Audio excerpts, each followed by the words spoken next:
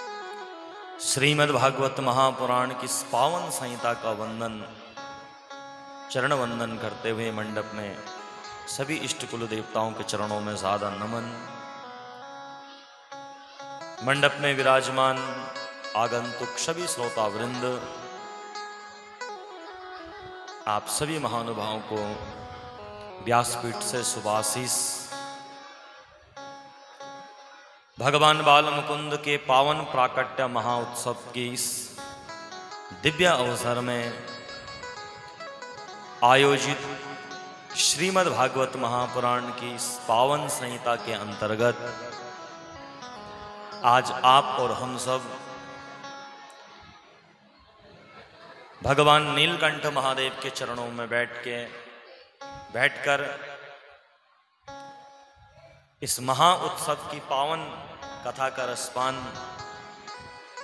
विगत 3 दिवसों से कर रहे हैं और गत वर्षों की भांति इस वर्ष भी आप सभी श्रोतावृंद बड़े हर्षोल्लास के संग में, बड़े प्रेम के संग में, आनंद के संग में इस दिव्य आनंद महा उत्सव को मनाते हुए इस वर्ष भी बड़ी धूमधाम से इस कथा में सम्मिलित हुए हैं, इस कथा में पधारे हुए हैं।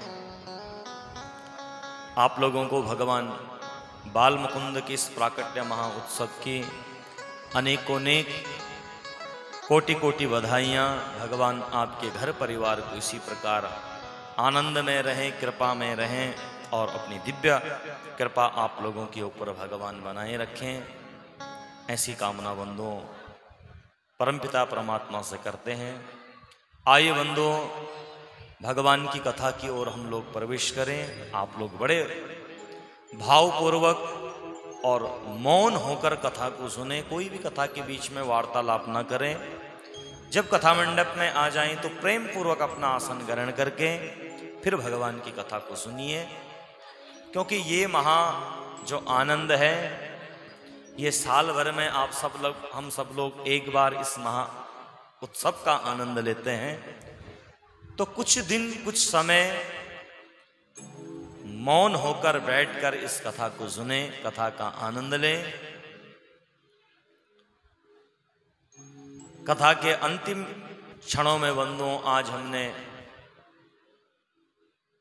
मैया सती और देवादिदेव महादेव के पावन चरित्र का रसपान किया था और कैसे मैया सती ने अंत समय में भगवान से निवेदन किया था कि हे प्रभु, यदि अगर मेरा जन्म हो, यदि मेरा दोबारा जन्म हो और जितनी बार मेरा जन्म हो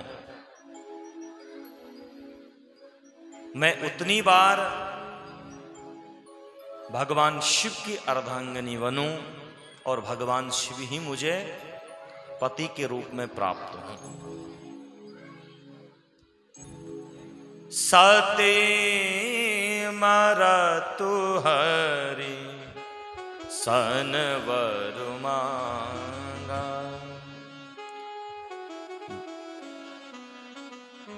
सती मरतु हरि सन वर, जन्म जन्म शिव पद अनुरागा। जितनी बार मेरा जन्म हो भगवान शिव ही पति के रूप में मुझे प्राप्त हो। ऐसा बंधु भगवान ने निवेदन किया, भगवान से निवेदन किया और तब बंधुओं पर्वतराज हिमालय के यहाँ इनका प्रादुर्भाव होता है और फिर महादेव के संग में इनका विवाह इत्यादि हो जाता है। इधर बड़ी दिव्य कथा आती है। मनु और शत्रुपा की 3 कन्याओं का हमने चरित्रों को सुना और अब इनके जो पुत्र थे, 2 पुत्र, एक का नाम था प्रियव्रत जी महाराज और दूसरे का नाम था उत्तान।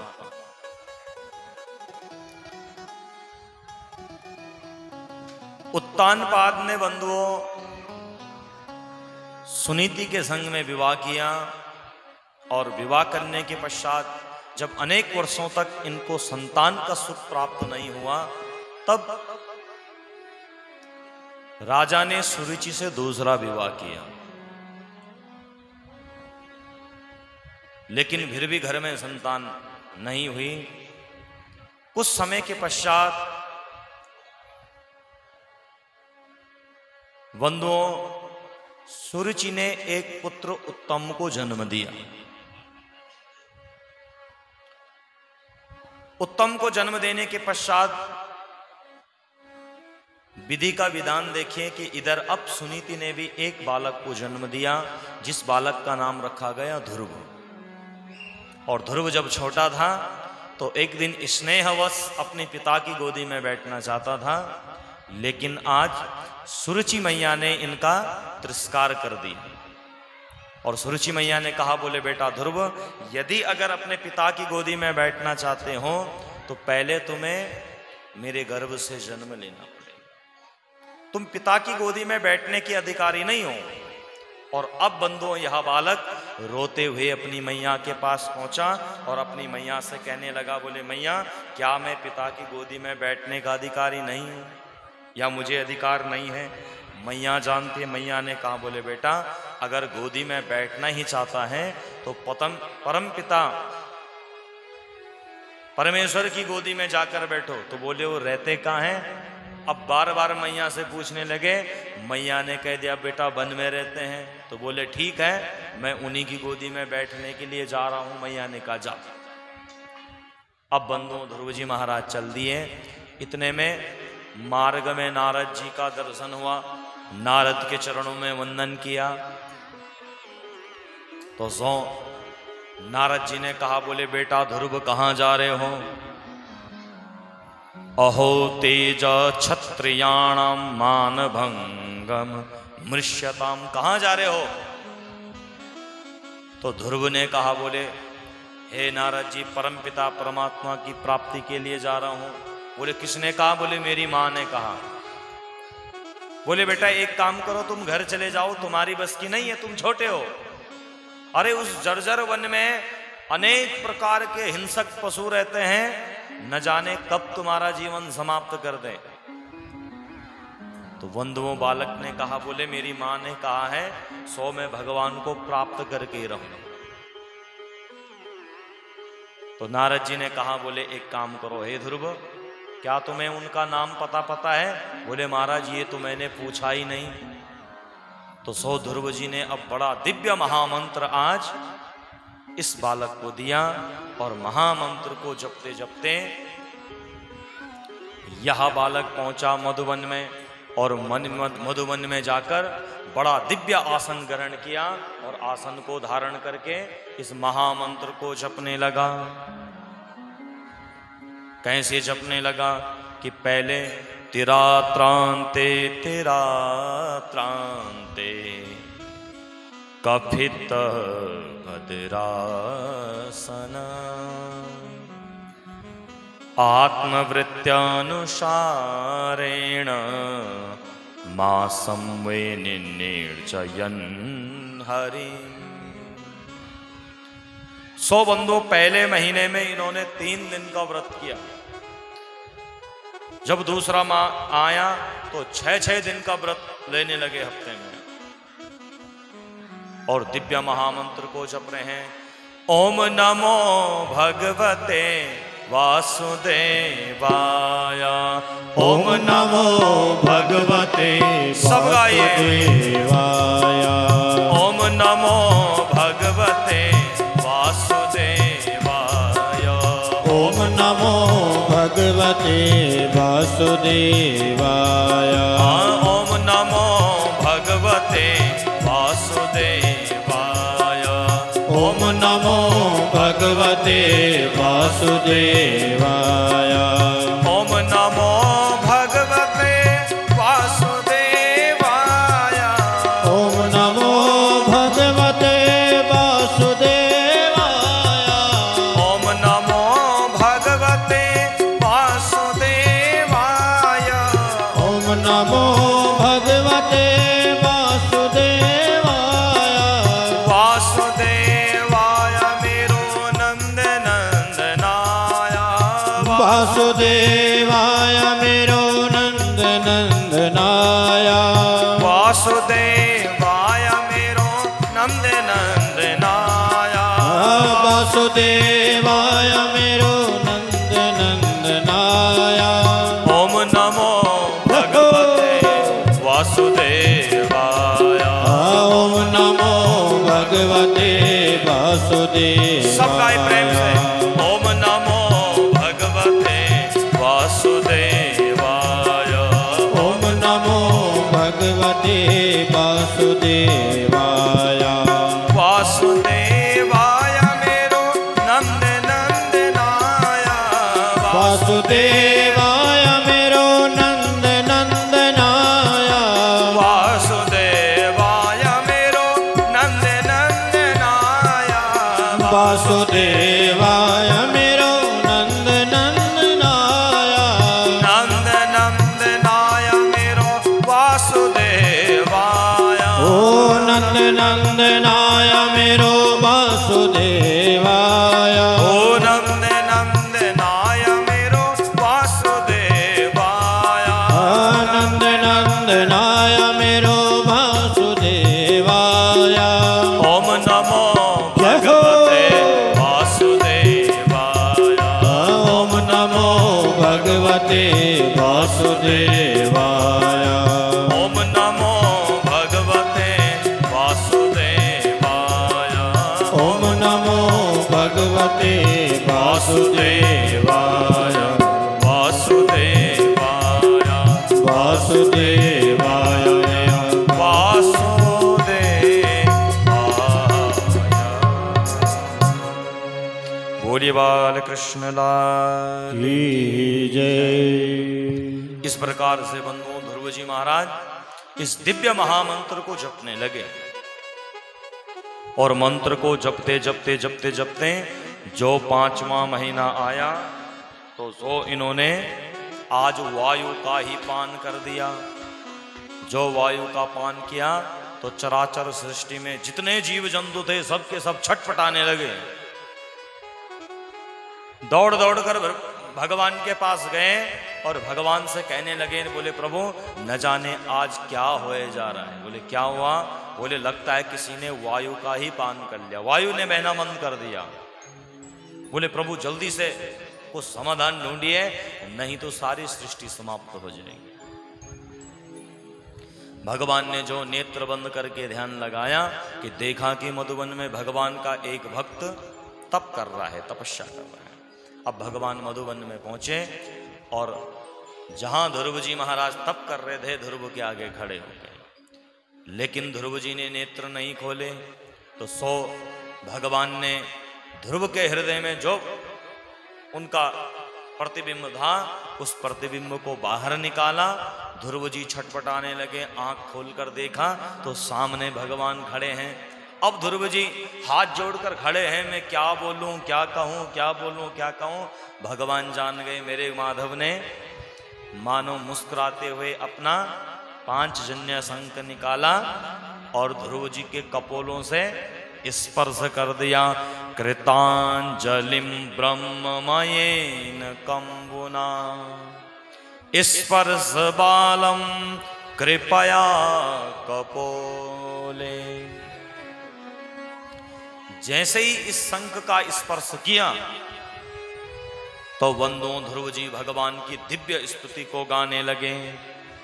योऽन्ता प्रवेश्य मम वाचमिमां प्रसुप्तां संजीवयत्यखिल शक्तिधरा स्वधाम्ना अन्याश्च हस्तचरणा श्रवण त्वगादि प्राणान्नमो भगवते पुरुषाय तुभ्यं प्राणान्नमो भगवते पुरुषाय तुभ्यं। भगवान के चरणों में वंदन करने लगे। बोले हे प्रभु आपके चरणों में वंदन करता हूं। बोले हे प्रभु आप ही मेरे अंतःकरण में प्रवेश कर लीजिए। तो मानो इस शंख का स्पर्श होते ही जो ध्रुव जी का जो शरीर अब तक जड़ बना हुआ था उसमें नई चेतनता आ गई। जैसे अमृत संजीवनी बूटी मृत को भी जीवित कर देती है, उसी प्रकार से भगवान ने जो शंख से स्पर्श किया, मानो ध्रुव का जो जड़ चेतन शरीर था, जड़ शरीर था, उसमें नई चेतनता आ गई। और ध्रुव जी भगवान की स्तुति करने लगे। बोले हे प्रभु अन्यास्त हस्त चरण श्रवण त्वगादिन, मैं इन हाथों से आपकी सेवा करूं, चरणों से तीर्थ की सेवा करूं, वाणी से आपका भजन करूं, आपके चरणों प्राणान नमो भगवते पुरुषाय तुभ्यम, मानो आपने मेरे इस शरीर पर प्राणों की संरचना कर दी हो।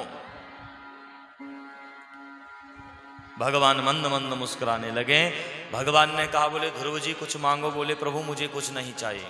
तो भगवान ने बंधुओं इनको आशीर्वाद दिया 36,000 वर्षों तक तुम यहां राज्य करोगे। और शिशु कुमार की पुत्री भ्रमी से इनका विवाह होता है। और बंधुओं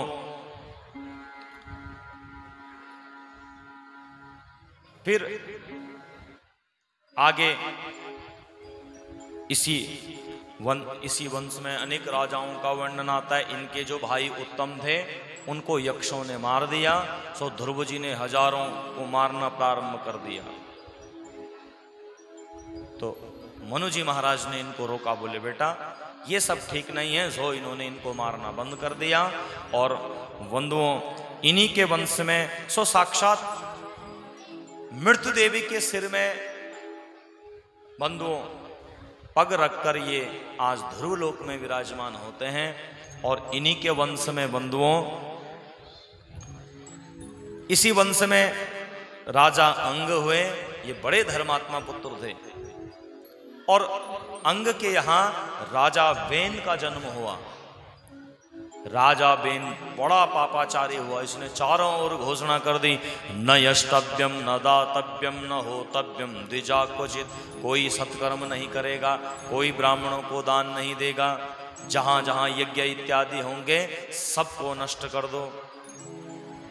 बड़ा पापी राजा हुआ वेन। ऋषियों को अच्छा नहीं लगा। 100 ऋषियों ने एक बार ये अपने सिंहासन पर बैठा था।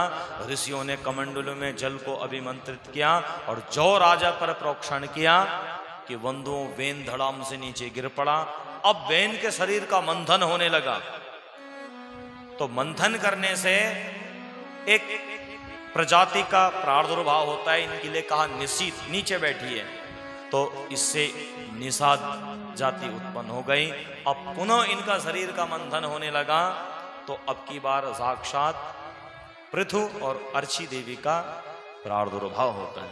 बोले पृथु जी महाराज की जय। पृथु जी महाराज ने गौ स्वरूपी पृथ्वी को बछड़ा बनकर इसका दोहन किया। जब गौ मैया ने अन्न इत्यादि सारे रत्नों को छिपा लिया तो इन्होंने बछड़ा बनकर इनका दोहन किया। ये बड़े प्रतापी राजा होते हैं। और इन्हीं के वंश में बंधुओं प्राचीन वरी नाम के राजा हुए, जिन्होंने कि अनेक यज्ञ किए, लेकिन यज्ञ में पशु हिंसा किया करते थे। नारद जी ने देखा, नारद ने इनको रोका। बोले राजन तुम क्या कर रहे हो? बोले महाराज ऐसा वेदों में लिखा है, मैंने तो सो किया। तो तब नारद जी ने इनको समझाया। बोले बेटा वेदों के अर्थ को जानना बहुत कठिन है, इनका अर्थ लगाना बहुत मुश्किल है। साधारण मनुष्य की समझ में नहीं आती वेदों की भाषा। तो इनको बोले महाराज वहां तो लिखा था। तो बोले लिखा तो कुछ और होता है, उसका मतलब ही कुछ और निकल पड़ता है। तो एक श्लोक से इनको समझाया कि जब महाभारत का युद्ध हो रहा था बंधुओं, तो उस युद्ध में कौरवों की ओर से जितने सैनिक मारे जाते सो सबको उठाकर नदी में बहा देते। चारों ओर सब ही सब पड़े हैं। अब इस जल के किनारे, इसी जल के किनारे बंधुओं एक सियार दौड़ रहा है। अब सारे सब नदी में बह रहे हैं, ये सियार नदी के किनारे किनारे चल रहा है। अब ये बेचारा इन सबों को देखकर रो रहा है कि यदि अगर कोई नदी किनारे पर आता तो मैं इनका मांस भक्षण कर लेता। रो रहा है तो श्लोक आता है, केशवम पतितम दृष्ट्वा द्रोण हर्षमुपादयत् कौरवा शर्वे रुदन्ते हा हा केशव केशव। अब इसका साधारणता अर्थ लगाएं तो केशवम पतितम दृष्टा, केशव नाम किसका है? भगवान श्री कृष्ण का। कि भगवान श्री कृष्ण उस युद्ध में नीचे गिरे, युद्ध करते करते नीचे गिरे और द्रोण हर्षमुपा, द्रोणाचार्य आदि इत्यादि सब लोग हंसने लगे, सब प्रसन्न हो गए। कौरवा सर्वे रुदंती, सारे कौरव रोने लगे। अब पहले तो ऐसी कोई घटना वहां हुई नहीं। यदि अगर भगवान श्री कृष्ण नीचे भी गिरते तो रोना किसको चाहिए था? पांडवों को। कौरवों को तो रोने का कोई प्रश्न ही नहीं है। हा हा केशव केशवा। लेकिन बंधुओं इस श्लोक का अर्थ आता है कि जल में जब लाशें बह रही थी तो द्रोण मैंने कौवा बड़ा प्रसन्न हुआ। बोले वाह, अनेक दिनों के लिए हमारे लिए भोजन उपलब्ध हो गया। और कौवा इन सबों को नोच नोच कर खाने लगा, बड़ा प्रसन्न। और कौरव माने सियार, सियार बंधुओं रो रहा है कि यदि अगर कोई किनारे पे आ जाता तो मैं भी मांस भक्षण कर देता। कि सब मने जो ये मरे हुए सब हैं, तो इन सबों को देखकर कौवा तो बड़ा प्रसन्न हो रहा है, कौरव द्रोण, लेकिन कौरव मने सियार रो रहा है कि यदि अगर ये किनारे पे होते तो मैं मांस का भक्षण करता। अब आप सोचिए कि श्लोक क्या लिखा और अर्थ इसका क्या निकला। तो बोले हे राजन, ऐसे ही वेदों की भाषा को जानना बहुत कठिन है। सो ये डरने लगे। बोले महाराज मैं क्या करूं? बोले आप प्रायश्चित कीजिए और भगवान की शरणागति को प्राप्त कीजिए। सौ बंधु इन्होंने भगवान के चरण शरण में अपना स्थान ग्रहण किया। और इधर पंचम स्कंद में अब मनु और शत्रुपा जी का जो ज्येष्ठ पुत्र था प्रियव्रत जी महाराज, इन्होंने ये भगवान के परम भक्त थे। गंधमादन पर्वत पर जाकर इन्होंने तपस्या की। एक बार इन्होंने रात्रि नहीं होने दी। सारी प्रजा बीमार रहने लगी। ब्रह्मा जी ने समझाया, बोले बेटा प्रकृति के संग में छेड़छाड़ नहीं करना। सो ब्रह्मा जी की आज्ञा से ये पुनः घर वापस लौटे और बहिष्मति, विश्वकर्मा की पुत्री बहिष्मति से इनका विवाह होता है। इनके बंधुओं आग्निग्र नाम के राजा हुए और विप्रचित्ती अप्सरा से जिनका विवाह हुआ।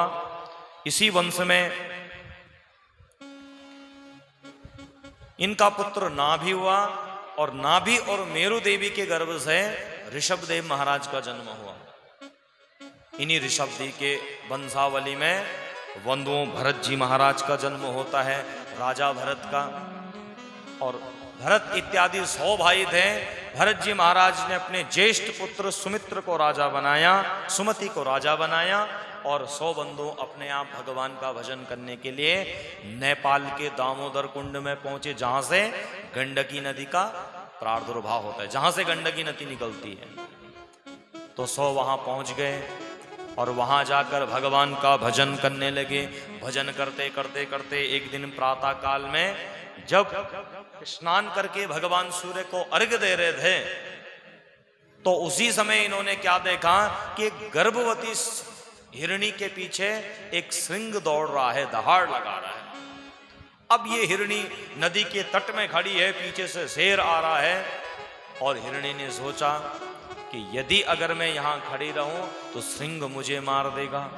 तो हिरणी ने बंधुओं उसी समय जल में छलांग लगाई और जो जल में छलांग लगाई इसका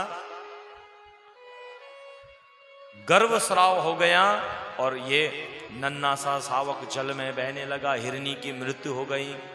अब भरत जी सब यहां देख रहे थे।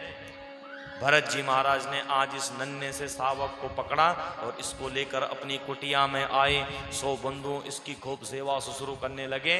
अब ये मृग शावक जैसे जैसे बड़ा होता भरत जी के संग में खेल कूद करने लगा।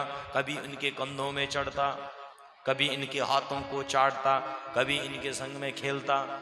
अब भरत जी यहाँ आए थे तो तप करने के लिए, भगवान का भजन करने के लिए, लेकिन अब इस मृग शावक पर भरत जी की आसक्ति धीरे धीरे बढ़ने लगी।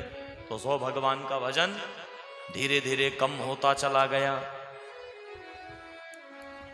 एक दिन बंधुओं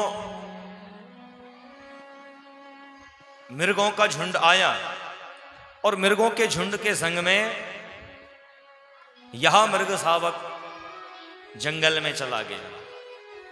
अब भरत जी महाराज हाय मृग हाय मृग हाय मृग करते करते इधर उधर भटकने लगे और सो मृग शावक के को याद करते करते, स्मरण करते करते आज इन्होंने अपना पंच भौतिक शरीर को त्याग दी।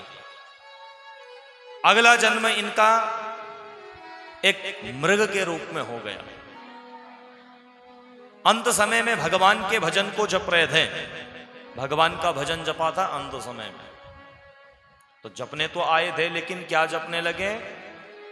मृग का स्मरण करते करते अंते यामते सागति। अंत समय में मनुष्य जैसा जपता है अगला जन्म वैसा ही होता है। तो 100 बंधु मृग के रूप में इनका जन्म हो गया। अब भरत जी मृग के रूप में बनकर रोने लगे, रो रहे हैं कि मैंने अच्छा खासा मनुष्य तन पाया था लेकिन मृग आसक्ति में गंवा बैठा। एक दिन इस वन में आग लगी और आग ने इस मृग को भी जलाकर भस्म कर दिया। सो इनका तीसरा जन्म एक ब्राह्मण के घर में हो गया। ब्राह्मण के घर में जब इनका जन्म हुआ तो एक दिन पिताजी ने कहा, बोले बेटा एक काम करो, गायत्री मंत्र याद कर लो।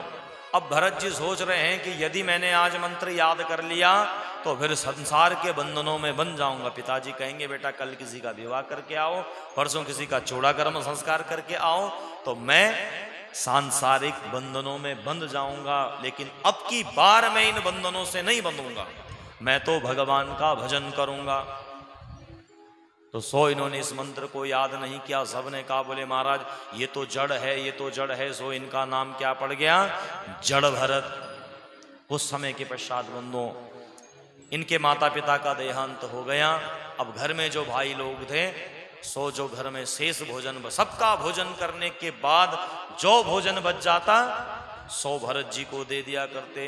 भरत जी बड़े प्रेम से इसका पान किया करते।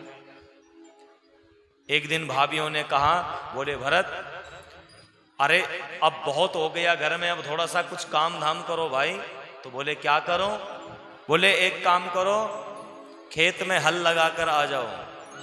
तो भरत जी महाराज गए, खेत खोदने लगे। सो एक जगह में बहुत बड़ा गड्ढा खोद दिया। अब भाभियां आई, उन्होंने देखा, बोले खेत खोद दिया? बोले हाँ देखो। सो अपना माथा पटक लिया। जब बंधु सुंदर खेत में धान इत्यादि लगे हुए थे तो इनसे कहा जाकर रखवाली करो। भरत जी महाराज आए, देखा तो अनेक चिड़ियाएं आ रही थी। एक चिड़िया आई और दाना उठाकर खाने लगी। तो भरत जी मनी मन सोचने लगे कि मैं राम का हूं, ये खेत भी राम का है, चिड़िया भी, जैसा प्राण इन पर है वैसा ही मुझ पर है। मैं भी भगवान का आधीन हूं, ये भी भगवान के आधीन है, तो मैं इनको क्यों रोकूं, मैं पापी क्यों बनूं? तो सारी चिड़ियाओं से कहने लगे, बोले हे चिड़ियाओं, राम द चिड़िया राम द खेत, आओ चिड़िया भर भर पेट, खाओ चिड़िया भर भर पेट। सारी चिड़ियाओं को कहा, चिड़ियाएं बड़ी प्रसन्न हुई, बोले भैया आज पहला ऐसा कोई मानव मिला है कि जो बड़े प्रेम से हमको बुला रहा है। अब एक ने दूसरी से कहा, दूसरी ने तीसरी से कहा, तीसरी ने चौथी से कहा, और डार की डार मानो इनके खेतों में आए और घंटे भर में सारा चट करके निकल पड़ी। अब भाभियां भोजन लेकर आई, देखा तो सारे खेत साफ। बोले भरत यहां बताओ तुम यहां क्यों आए थे? बोले खेत की रखवाली करने के लिए। तो बोले रखवाली कर ली तुमने? बोले सुबह से वही तो कर रहा हूं। बोले भाई मुझे तो एक भी अन्न धन यहां दिखाई नहीं देता। बोले आपने तो इनकी रक्षा के लिए नहीं, आपने तो बोला था कि खेतों की रक्षा करने के लिए जाना, तो खेत तो तुम्हारे जैसे के तैसे पड़े हैं। सो इन्होंने माथा पटक लिया। बोले भैया अरे तुझ जैसे को पालना अब घर में बेकार है। सो इनको आज घर से निकाल दिया। अब भरत जी बड़े प्रसन्न हुए। बोले सच कहूं तो मैं यही चाहता था। अब घर से निकाल दिया तो बंधुओं इधर उधर विचरण करने लगे, भगवान का पूजन करते, रूखा सूखा जो मिल जाता सो उसको खा लेते। एक दिन चोरों के सरदार ने एक मन्नत मांगी थी कि यदि अगर हमें पुत्र प्राप्ति हो जाए तो हम एक नरबलि को देंगे। सो इनको पुत्र की प्राप्ति हुई। अब नरबलि के लिए ढूंढने लगे, भरत जी को पकड़ कर ले गए। जब भरत जी को पकड़ कर ले गए तो खूब अनेक प्रकार के नाना प्रकार के व्यंजन इनको खिलाए गया, स्नान कराया गया, नए वस्त्र पहनाए गए। अब बंधुओं जो ही इनकी बलि देना चाहते थे, हाथ में खड़ग लिया तो भरत जी जान गए, मां भगवती के चरणों में वंदन करने लगे। या देवी सर्वभूतेषु दयारूपेण संस्थिता नमस्तस्यै नमस्तस्यै नमस्तस्यै नमो नमः।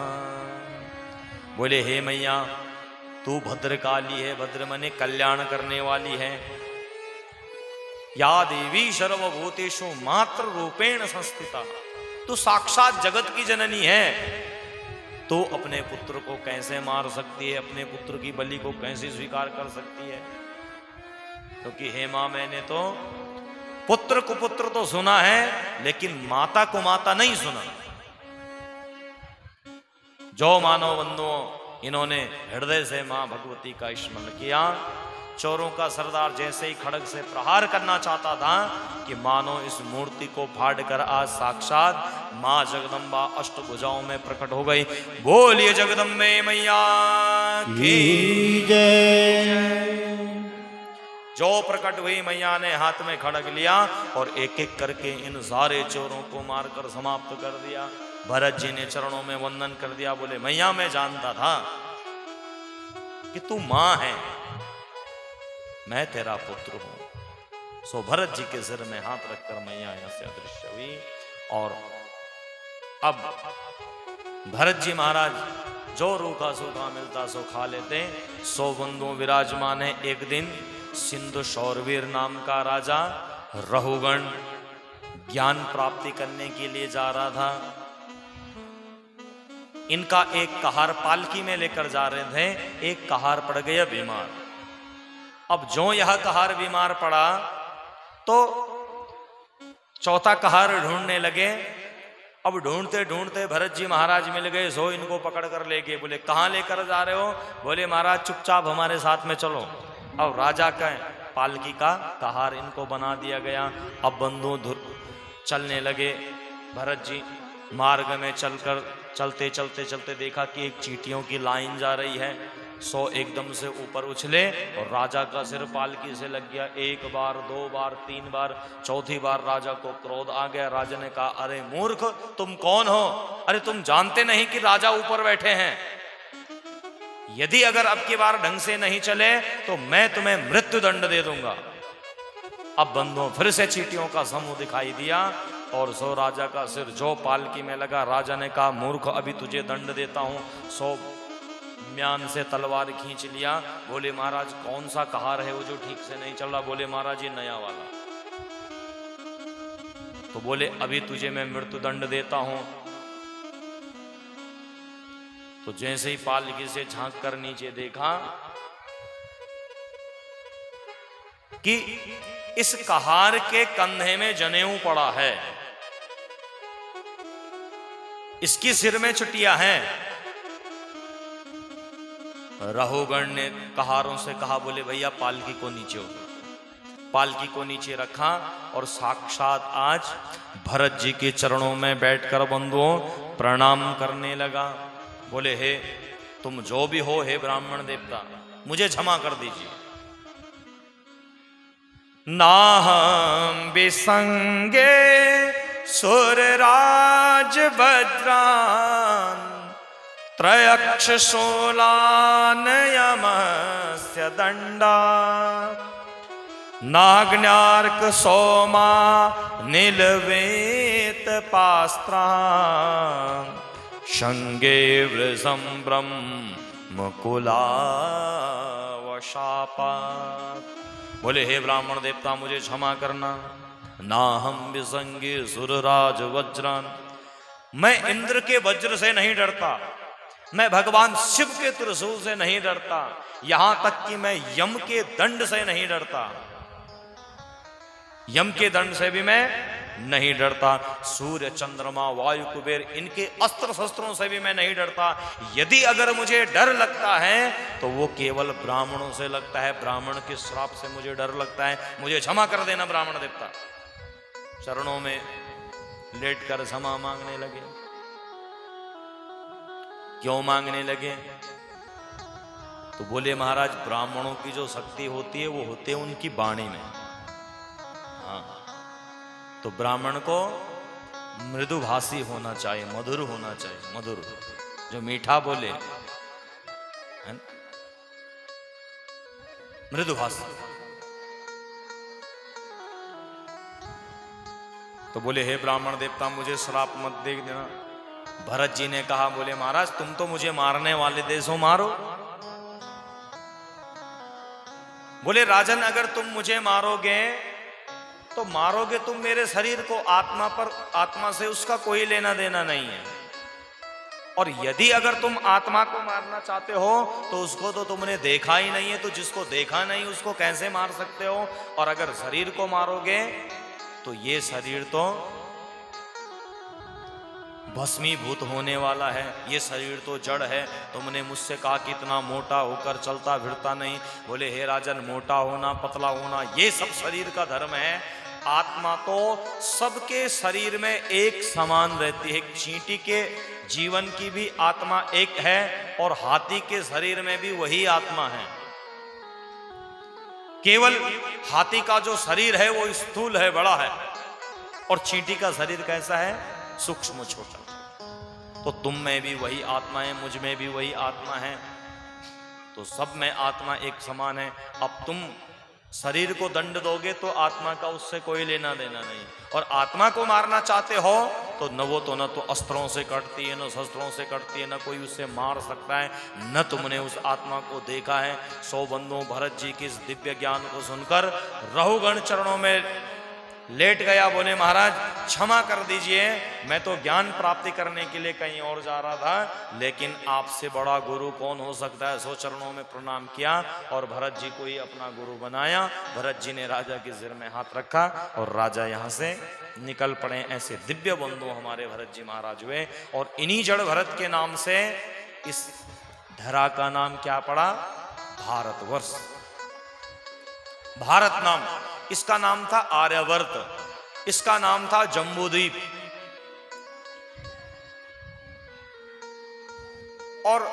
और भी अनेक इसके नाम हुए। इसका नाम था सिंधु, इसका नाम था हिंदुस्तान।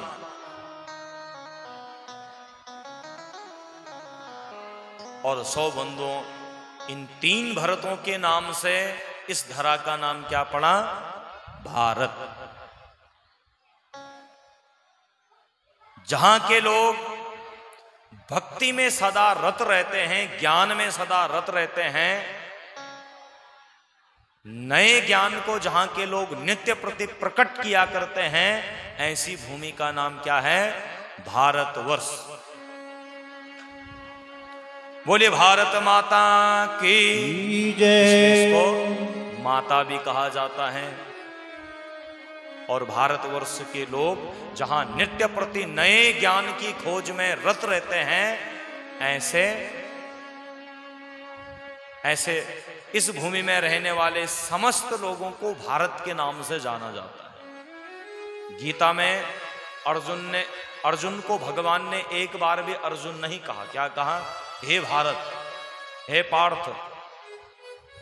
भारत में रहने वाला प्रत्येक मानव बंधुओं भारत नाम से जाना जाता है ना। और फिर अंग्रेजों ने इसका नाम क्या रखा? इंडिया रखा ना। आजकल नाम के पीछे बड़ी बहस चल रही है, तो इसका जो वास्तविक जो नाम है वो भारत ही है। और अंग्रेज लोग हम लोगों को इडियट कहते थे, तो शब्द का अपभ्रंश होने से वो इंडिया इत्यादि होने लगा। और इंडिया शब्द का बंधुओं जो अर्थ है वो बड़ा भयानक है। इसका अनेक अर्थों का वर्णन आता है। तो यहाँ के लोगों को कहते थे वो कि बुरे विचारों के घिसे पिटे अपराधी लोग।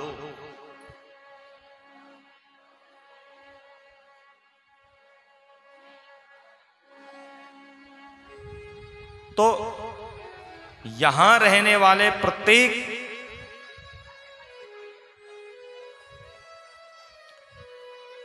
प्रत्येक मनुष्य भारत नाम से जाना जाता है और वो भारत है।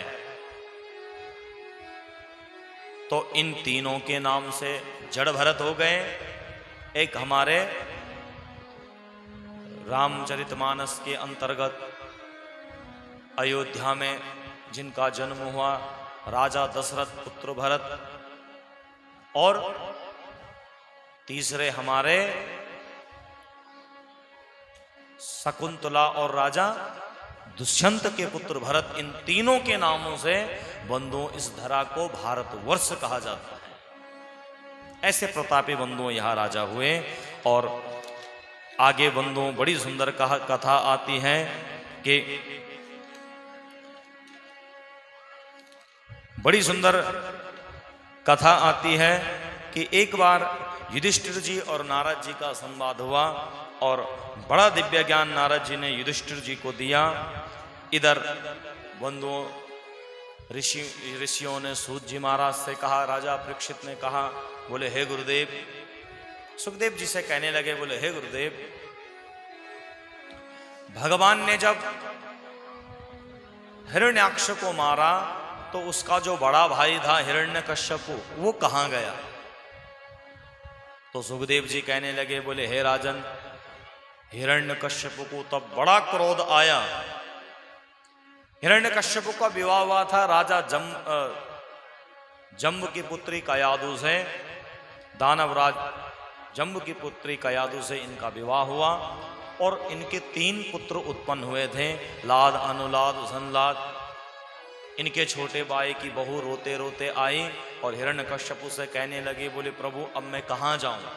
बोले बेटी आप चिंता ना करो, तुम यहीं निवास करो, मैं निश्चित ही उस हरि ने अरे अकारण मेरे भाई को मारा है, सो मैं उसे छोड़ूंगा नहीं। और इतना कहकर अब यहाँ तप करने के लिए बंधुओं हिरण्यकश्यप आज मद्रांचल की घाटी में पहुंचा। तभी भगवान एक तोते का रूप धारण करके श्री हरि श्री हरि श्री हरि कहने लगे। इतने में बंधुओं हिरण्यकश्यप को क्रोध आया और पत्थर उठाकर जो मारना चाहते थे तोता यहां से भागा, घर आ गया वापस। कयादु ने कहा, बोले प्रभु आप तो तपस्या के लिए गए थे, क्या हुआ, तपस्या पूर्ण क्यों नहीं की? बोले देवी अरे वहां एक आश्चर्यचकित घटना हुई कि जो ही मैं तपस्या करना चाहता था कि वहां एक तोता श्री हरि कह रहा था। 100 बंधुओं सारी रात्रि यही जपता गया और संयोग बस उसी दिन उसी रात्रि में आज कयादु पुनः गर्भवती हुई। अब प्रातः काल में कयादु ने कहा, बोले स्वामी आप जरूर जाइए, अब की बार आप सफलता को प्राप्त करेंगे। 100 बंधु मद्रांचल की घाटी में जाकर तप करने लगा। इधर कयादु गर्भवती हुई। इंद्र ने जब देखा कि कयादु सो अकेले में है तो सो इसका हरण करके ले जाने लगा। नारद जी ने कहा, ऐ इंद्र छोड़ो उसका हाथ। तो इंद्र डर कर यहां से निकल पड़ा। सो कयादु को लेकर नारद जी आश्रम में लेकर गए और सो जब तब तक वहीं निवास करने लगे। कुछ समय के पश्चात यही कयादु ने एक बालक को जन्म दिया जिसका नाम क्या पड़ा? प्रहलाद। बोले भक्त प्रहलाद की जय। तो सो प्रहलाद जी भगवान के परम भक्त हुए। इधर हिरण्यकश्यप की तपस्या पूर्ण होने को है और अंगूठे में, दोनों पांव के अंगूठे में दोनों हाथ खड़े करके तप कर रहा है। ब्रह्मणे नमः। ब्रह्मा जी प्रकट हुए। ब्रह्मा जी ने कहो मांगो क्या चाहते हो? बोले महाराज अमर कर दो। तो ब्रह्मा ने कहा सच कहूं तो अमर मैं भी नहीं हूं, दूसरा वरदान मांगो। तो इसने कहा बोले प्रभु नान्तर बहिर्देवानक्त मन्यस्मादपि चायुधे। न कोई मुझे बाहर मारे, न भीतर मारे, न दिन में मारे, न रात में मारे, न पशु से मरूं, न मनुष्य से मरूं, 12 महीनों में किसी से भी नहीं मरूं, न मैं अस्त्र से मरूं, न शस्त्र से मरूं, किसी से मेरी मृत्यु ना हो। ब्रह्मा जी ने कहा तथास्तु। वरदान पाकर बड़ा प्रसन्न हुआ और जो पुनः घर में आया देखा तो कयादू नहीं है। कहा बोले कहाँ है? बोले नारद जी के यहाँ। तो सो वहां से लेकर नारद जी ने कहा बोले ये तुम्हारा पुत्र प्रहलाद भी है, सो इनको लेकर सब जब आया तो इसने चारों ओर कह दिया बोले महाराज न यष्टव्यम न दातव्यम न होतव्यम द्विजा क्वचित। कोई किसी को दान पुण्य इत्यादि सत्कर्म नहीं करेगा। आज से सब मेरी जय जयकार करेंगे। एक दानवी विद्यालय खोल दिया और संडामर्क नाम के 2 गुरुओं को वहां नियुक्त किया। भक्त प्रहलाद जी विद्यालय जाने लगे। अब एक दिन हिरण्यकश्यप ने बड़े प्रेम से इस बालक को अपनी गोदी में बिठाया और प्रहलाद जी से पूछा बेटा तुम्हें क्या अच्छा लगता है? तो इन्होंने कहा बोले हे पिताजी मुझे तो नवदा भक्ति अच्छी लगती है, श्रवणम कीर्तनम विष्णु स्मरणम पाद सेवनम। मुझे भगवान की नवदा भक्ति बहुत अच्छी लगती है, मुझे भगवान हरि का नाम बहुत प्रिय लगता है। जो हरि का नाम सुना सो गोदी से पटक दिया नीचे प्रहलाद को। अरे मूर्ख, तू हमारे चंदन जैसे इन महान वन में तो कांटेदार वृक्ष कहां से प्रकट हो गया रे? गुरु जी के पास गए, बोले महाराज क्या इसीलिए मैंने तुम्हें विद्यालय में रखा है कि तुम यहाँ इनको ये विद्या दे रहे हो? बोले महाराज हमने प्रहलाद को नहीं सिखाया। तो फिर ये कहां से सीखा? बोले इस पर नजर रखना। अब एक दिन पुनः फिर गुरुजी किसी काम से विद्यालय से बाहर गए। प्रहलाद जी ने सारे बालकों को एकत्रित किया और सबसे कहा बोले महाराज हम एक खेल खेलेंगे। सबके सब ने गोल मंडलाकार बनाया, एक दूसरे के हाथों में ताली से ताली देने लगे और भगवान का भजन करने लगे। ओम नमो भगवते वासुदेवाय, ओम नमो भगवते वासुदेवाय, ओम नमो भगवते वासुदेवाय, ओम नमो भगवते वासुदेवाय। वासुदेवाय मेरो नंद नंदनाया, वासुदेवाय मेरो नंद नंदनाया, वासुदेवाय मेरो नंद नंदनाया, वासुदेवाय मेरो नंद नंदनाया। ओम नमो भगवते वासुदेवाय, ओम नमो भगवते वासुदेवाय, ओम नमो भगवते वासुदेवाय, ओम नमो भगवते। सब गाय प्रेम से प्रहलाद जी के संग में। वासुदेवाय मेरो कृष्ण वल्लभाय, वासुदेवाय मेरो कृष्ण वल्लभाय, ओ वासुदेवाय मेरो कृष्ण वल्लभाय, वासुदेवाय मेरो कृष्ण वल्लभाय। ओम नमो भगवते वासुदेवाय, ओम नमो भगवते वासुदेवाय, ओम नमो भगवते वासुदेवाय, ओम नमो। भगवते वासुदेवाय। इस प्रकार से बंधुओं सारे ग्वाल वाल खेल खेल रहे हैं, सब गोल मंडलाकार बनाकर झूम रहे। इतने में प्रहलाद जी बड़े प्रसन्नता से खेल खेल रहे। इतने में हिरण्यकश्यप ने सोचा एक बार जरा विद्यालय देख कर तो आऊं। जो विद्यालय में गए कि सब के सब भगवान का नाम ले रहे हैं, सो जोर से दहाड़ लगाए, बोले ऐ मूर्ख प्रहलाद, अब जो बालक जिस अवस्था में था सो डर के मारे थर थर कांपने लगे। बंदों प्रहलाद के हाथ को पकड़ा और घसीटते हुए आज हिरण्यकश्यप को लेकर आए और सो क्रोध में आकर पर्वतों से नीचे गिरा दिया। लेकिन भगवान ने इनकी रक्षा कर दी। हाथियों के बीच में डाला गया, मानो हाथियों ने इनकी रक्षा कर दी। तो बोले मूर्ख, तुझे तो मैं छोड़ूंगा नहीं, तुझे मैं मृत्यु दंड दूंगा जरूर। सो इतना कह ही रहे थे कि हिरण्यकश्यप की बहन होलिका सब सुन रही थी। होलिका ने कहा, बोले भैया क्या हुआ? अरे बोले ये हमारे जो परम बैरी हैं, परम शत्रु हैं, उनके नाम को जपता है। तो बोले क्या करना है ये बताओ? बोले इसकी जीवन लीला समाप्त करनी। बोले भैया चिंता न करो, मुझे वैसा वरदान प्राप्त है। तो जो होलिका ने कहा, बोले भैया मेरे शरीर से अग्नि प्रकट होती है और मैं इसी अग्नि से जलाकर इसको भस्म कर दूंगी।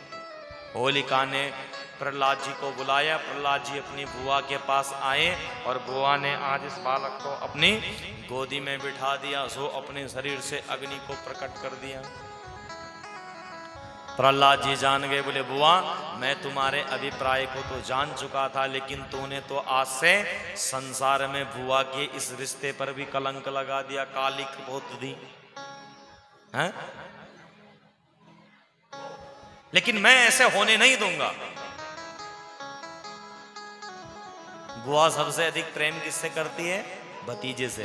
भतीजा सबसे अधिक प्रेम किससे करता है? अपनी बुआ से। तो बोले बुआ तेरा मन का भाव अच्छा नहीं है, लेकिन मैं इस रिश्ते पर कोई आंच नहीं आने दूंगा।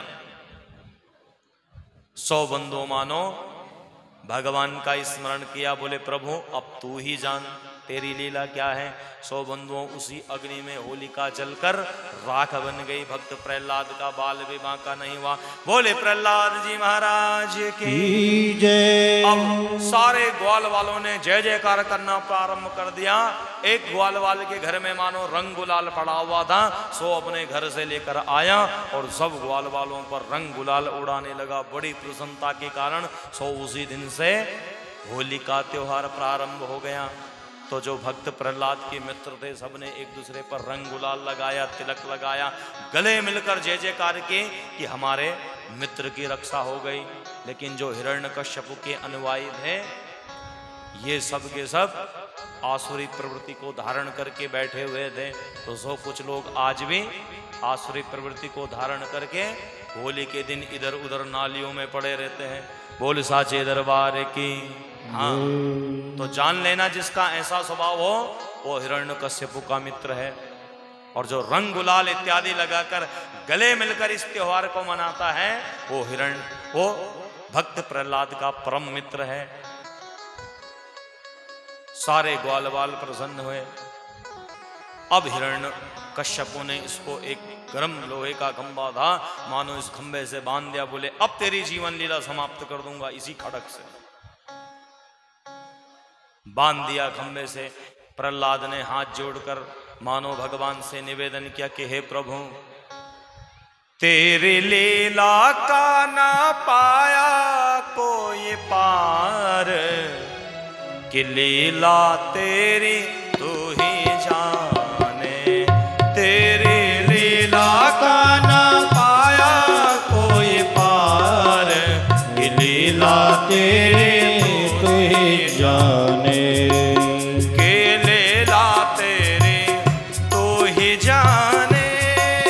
के लीला तेरी तू ही जाने। तेरे लीला का ना पाया कोई पार, कि महिमा तेरी तू ही जाने। तेरी लीला का ना पाया कोई पार, कि लीला तेरी तू ही जाने।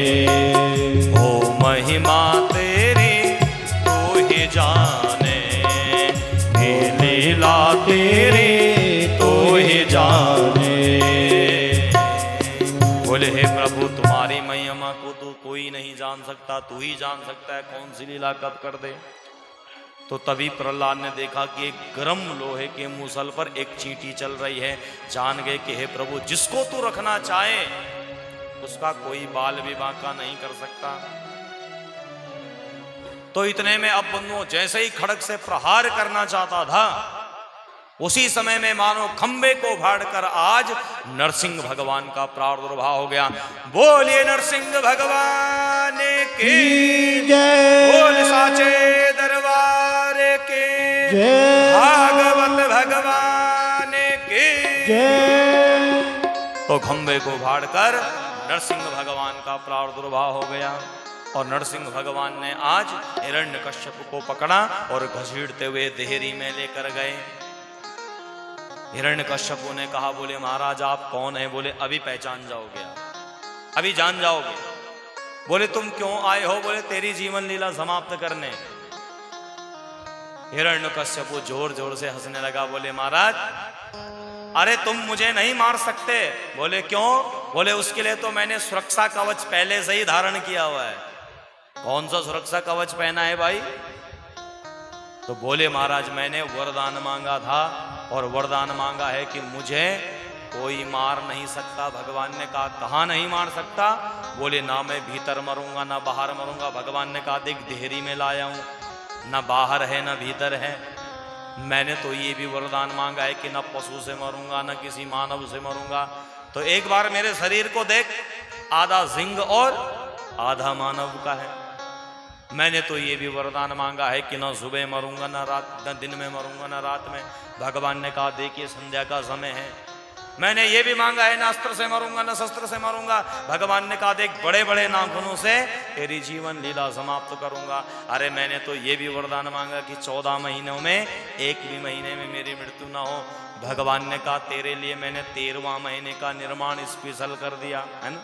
अभी पिछले महीने व्यतीत हुए पुरुषोत्तम मास, जिनको मलमास या सौर मास भी कहा जाता है, तो इस महीने में भगवान ने नरसिंह का रूप धारण किया था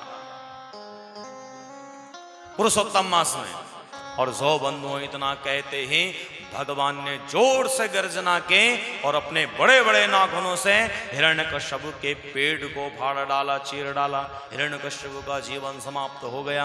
अब इधर सारे देवी देवता भगवान की स्तुति गाने लगे, हे प्रभु शांताकारं भुजगशयनं पद्मनाभं सुरेशं। हे प्रभु शांत हो जाइए, शांत हो जाए, शांत हो जाए। लेकिन भगवान तो जोर जोर से गर्जना करने लगे। प्रहलाद जी महाराज ने भगवान की दिव्य स्तुति को गाया। सारे देवी देवता आए लेकिन कोई भी भगवान को शांत नहीं करा पाया। देवताओं ने कहा एक काम करते हैं कि मैया लक्ष्मी को बुलाते हैं, क्या पता श्रीमती मना ले। तो मैया लक्ष्मी आई और भगवान की आरती करने लगी। ओम जय जगदीश हरे, स्वामी जय दीनानाथ हरे, भक्त जनों के संकट दास जनों के अवगुण बंसरी वाला दूर करे। ओम जय जगदीश हरे। जो आरती करते करते भगवान के मुख में ले गई तो आग को देखकर शेर पशु इत्यादि डर जाता है। जोर से बंधुओं इन्होंने गर्जना के। मैया लक्ष्मी की कहीं आरती की थाल गिरी, कहीं स्वयं गिरी। मैया ने कहा ये मेरा सुरेश नहीं है, ये मेरा जगदीश नहीं है। तो कौन है? बोले मैं नहीं जानती, मैं नहीं पहचानती, क्योंकि मेरे पति का तो ऐसा क्रोधी स्वभाव है ही नहीं। मेरे पति का तो कैसा स्वभाव है, शांतम शाश्वतम प्रमेयम अनगम, बिल्कुल शांत स्वरूप है। ये मेरे पति नहीं है। अब देवताओं ने कहा बोले भैया क्या करें अब? सबने कहा बोले प्रहलाद तेरे कारण भगवान ने ऐसा स्वरूप धारण किया। तो प्रहलाद जी हाथ जोड़कर खड़े हो गए, बोले हे प्रभु आप शांत हो जाइए, अपने क्रोध स्वभाव को त्याग दीजिए। अचानक से भगवान ने देखा कि भक्त प्रहलाद के नेत्रों से अश्रु बह रही हैं। सो प्रेम से उठाया और अपनी गोदी में धारण कर दिया और अपनी बड़ी जीभ से भगवान आज भक्त प्रहलाद को चाटने लगे। सो इनका नाम पड़ा भक्तवत्सल, बोले भक्तवत्सल भगवान की जय। जैसे गाय अपने बछड़े को चाट चाट के निर्मल कर देती है, मानो ऐसे ही आज नरसिंह भगवान ने इस नन्हे से बालक को चाट चाट कर निर्मल कर दिया। बोले हे प्रहलाद क्षमा करना, मुझे आने में विलंब हो गया। बोले प्रभु आप कृपा कीजिए। बोले प्रहलाद कुछ मांगो मुझसे, कुछ वरदान मांगो। तो प्रहलाद ने कहा बोले हे प्रभु अगर वरदान देना ही चाहते हो तो मुझे यह वरदान दो कि मेरे पिता की अधोगति ना हो। हे प्रभु उनको अपने बैकुंठ में वास देना। भगवान ने कहा धन्य है प्रहलाद तुम्हारे जैसा पुत्र।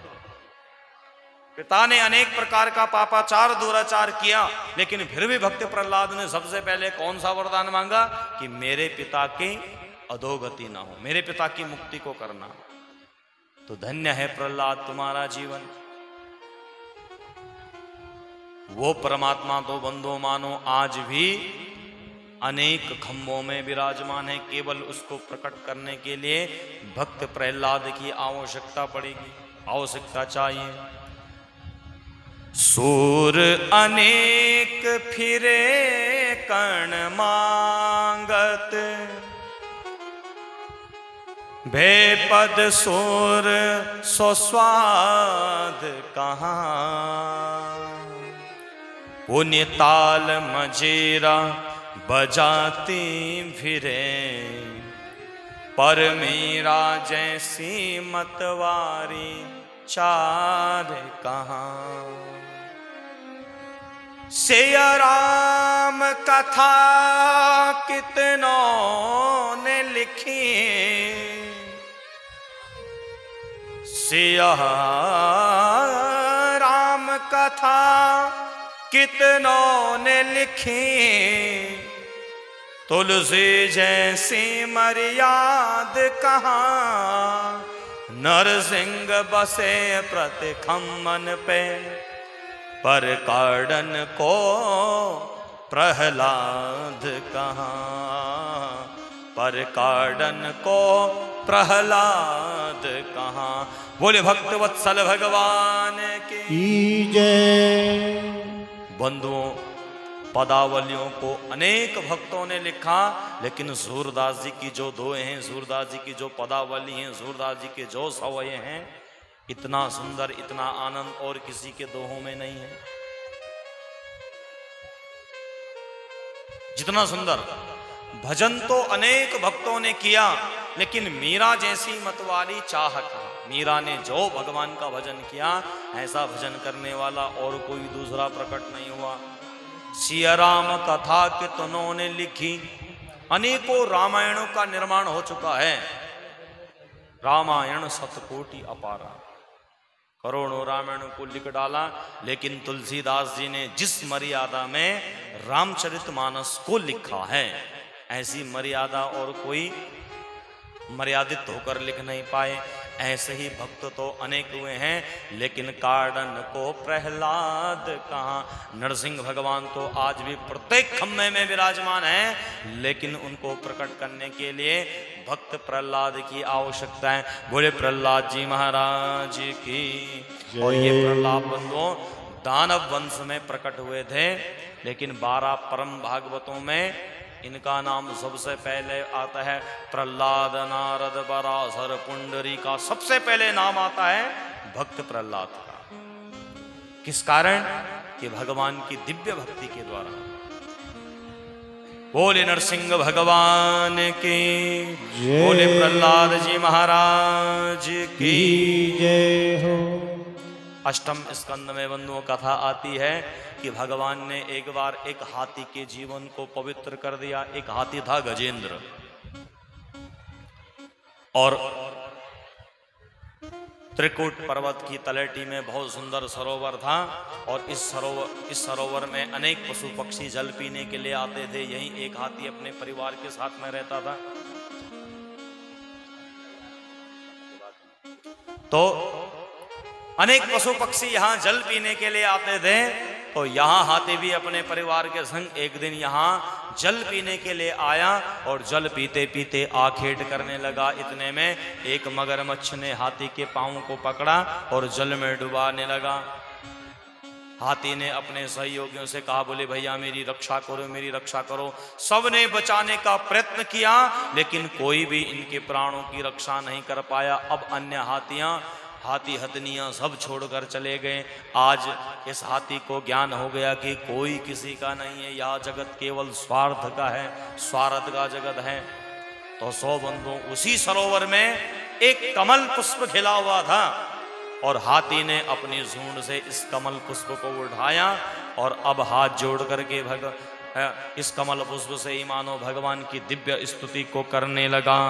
सोंता सरस्वलेन गृहीत आर्तम् दृष्ट्वा गरुत्मति हरिम खओपात चक्रम उत्तिक्षप्य सांबुजकरम गिरमाह कृच्छ नारायणाखिल गुरो भगवन नमस्ते।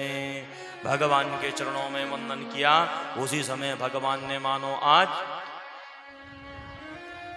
हरि का रूप धारण करके परमात्मा गरुड़ में बैठकर आए और गरुड़ में बैठकर आने से भगवान ने आज हाथी को पकड़ा और हाथी को इस जल से बाहर निकाला।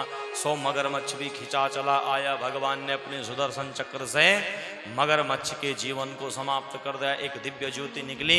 भगवान के चरणों का वंदन करते हुए मानो भगवान में ही समाहित हो गई हो। हाथी ने भगवान से निवेदन किया, बोले हे प्रभु अब मैं कहीं और नहीं जाना चाहता, हे मेरे नारायण अब तो मुझे अपने चरणों में ही वास दो। मानो हाथी ने भी आज भगवान में ही अपने पंचभौतिक शरीर को विलीन कर दिया हो। बोल साचे दरबार के जय, बोल नंद के लाला के जय हो। तो आइए अब आगे की कथा को सुनने से पूर्व नन्हे मुन्ने हमारे बाल गोपाल कुछ सज धज कर आए हैं, तो एक झांकी का दर्शन आप लोग कीजिए। बड़े प्रेम से तालियों की सेवा कीजिए और फिर आगे की कथा को हम बड़े प्रेम पूर्वक श्रवण करेंगे।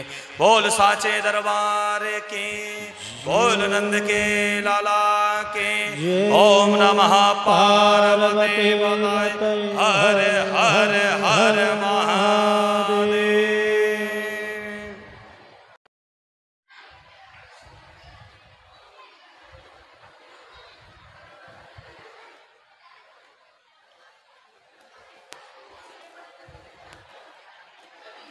चालू करो।